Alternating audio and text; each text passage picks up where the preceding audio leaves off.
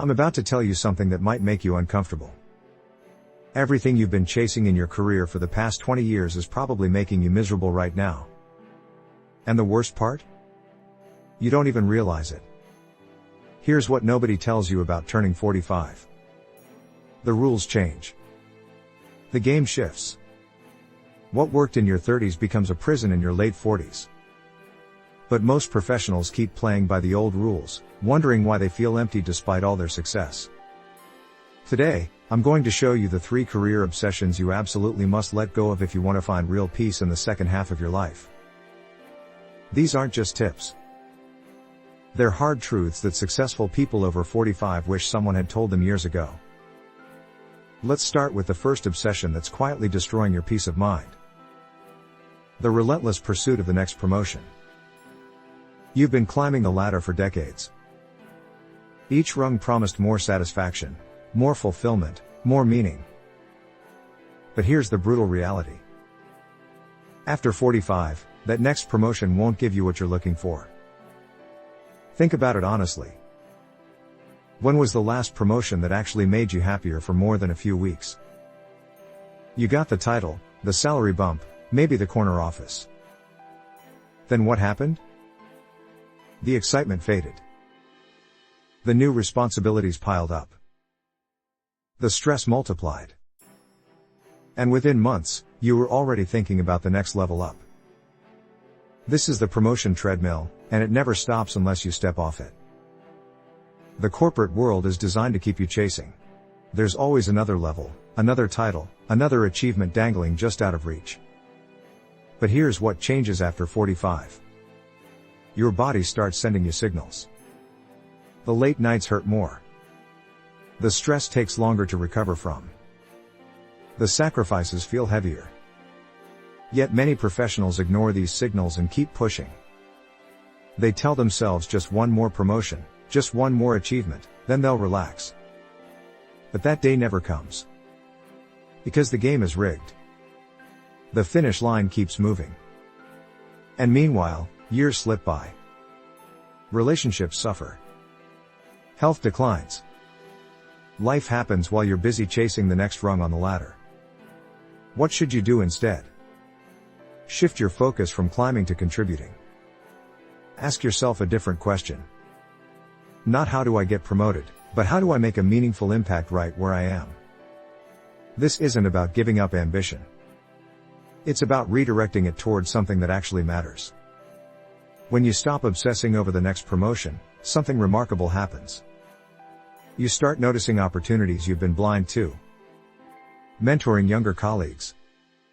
Solving problems that truly interest you. Building relationships instead of just networking. Creating value instead of just climbing. And paradoxically, this often leads to more career success than the desperate climb ever did. Now let's talk about the second obsession that's stealing your peace. The need to prove you're still relevant. This one hits hard after 45 because you start noticing younger colleagues rising fast. They speak a different language. They use tools you're still learning. They seem to have energy you remember having but can't quite recapture. So what do most professionals do? They try to compete on the same terms. They work longer hours to prove their worth. They jump on every new trend, every new technology, every new methodology. They exhaust themselves trying to show they're just as current, just as energetic, just as innovative as someone 20 years younger. Here's the truth nobody wants to hear. You can't win that game. And you shouldn't try. Because it's based on a false premise. The premise that your value comes from being the same as younger professionals. But that's not where your real value lies at this stage of your career. Your value after 45 comes from something younger colleagues simply cannot have. Experience. Perspective. Judgment. The ability to see patterns they haven't encountered yet. The wisdom to know which battles matter and which don't. The emotional intelligence that only comes from decades of navigating complex situations. But you can't leverage these advantages while you're busy trying to prove you're still 25. When you're exhausting yourself keeping up with every trend, you're not using your actual strengths. You're competing where you're weakest instead of dominating where you're strongest. What does letting go of this obsession look like? It means accepting that you don't need to know everything. It means being comfortable saying, I don't know that technology, but I know how to solve this business problem. It means mentoring instead of competing. It means bringing your unique perspective to the table instead of trying to blend in. The professionals who find peace after 45 are the ones who stop trying to prove their relevance and start simply being relevant.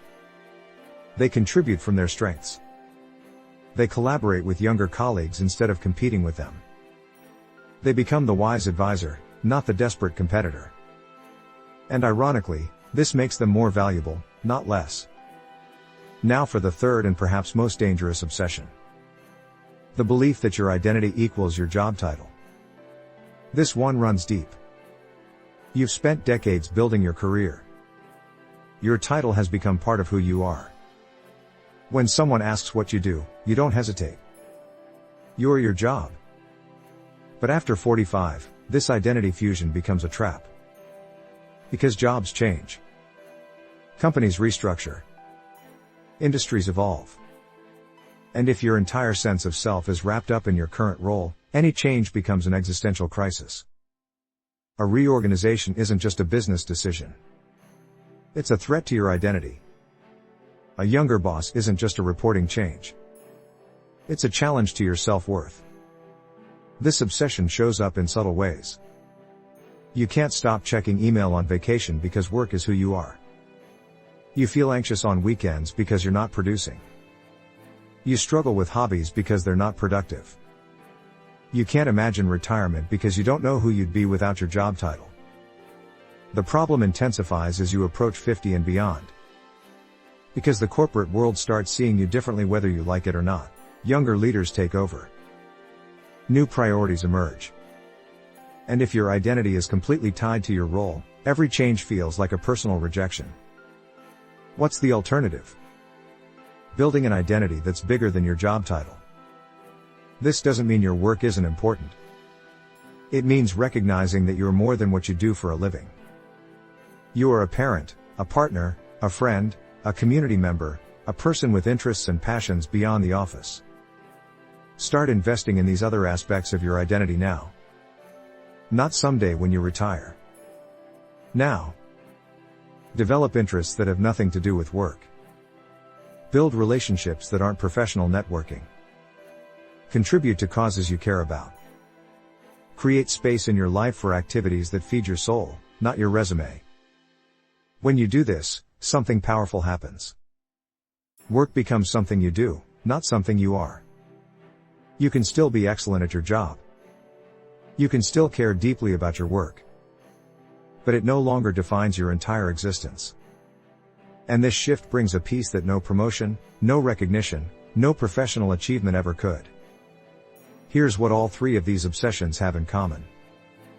They work for you in the first half of your career.